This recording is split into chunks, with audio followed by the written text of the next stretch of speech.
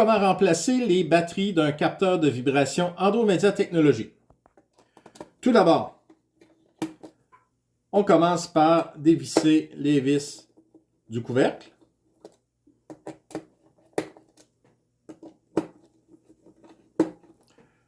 On retire ensuite le couvercle délicatement pour ne pas abîmer le fil qui connecte le couvercle au capteur.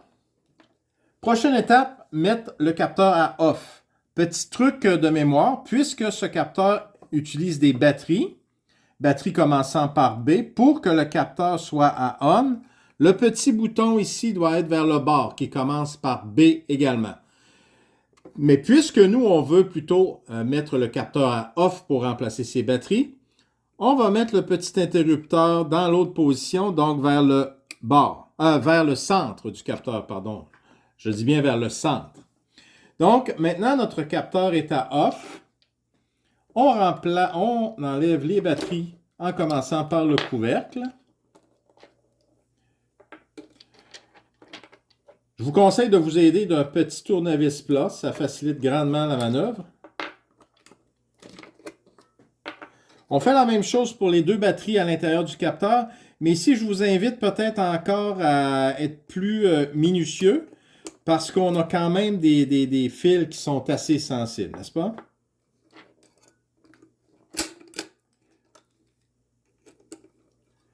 Et voilà, nos batteries sont enlevées, prêtes à être remplacées par des batteries neuves.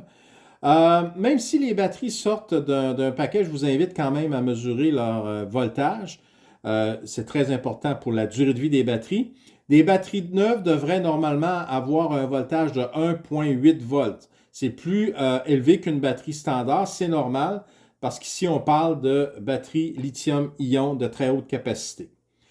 Donc, on procède à la mise en place des batteries neuves. Tout d'abord par le couvercle.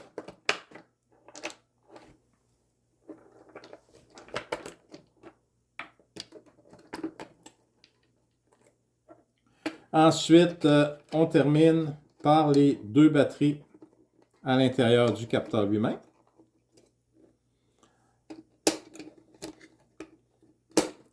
Et voilà, nos 6 batteries sont en place.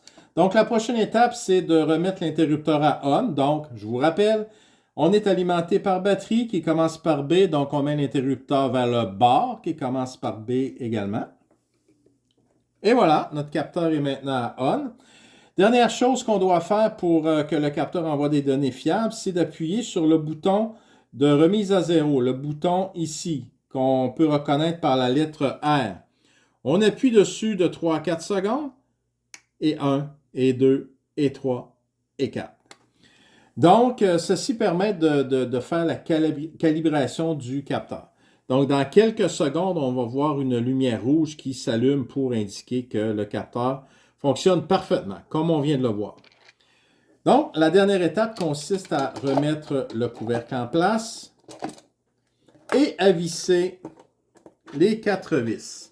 Un petit truc, puisqu'on a un joint d'étanchéité, je vous conseille fortement de serrer vos vis 2 par 2 par les coins opposés, de manière à ce que le joint d'étanchéité se positionne parfaitement.